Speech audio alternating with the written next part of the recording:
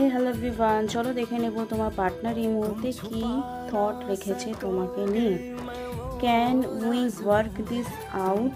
ওকে, তোমরা একসাথে কোথাও কোনো কাজ যদি করতে চাইছিলে সেটা করবে কিনা তোমার পার্সন অ্যাকচুয়ালি সেটাই তোমাকে জিজ্ঞাসা করতে চাইছে। I want to more but I am scared. তোমাকে সে আরও কাছে পেতে চায়, আরও তোমার সঙ্গে মিশতে চায়, কথা বলতে চায়, কিন্তু সে কোথাও না কোথাও ভয় পাচ্ছে।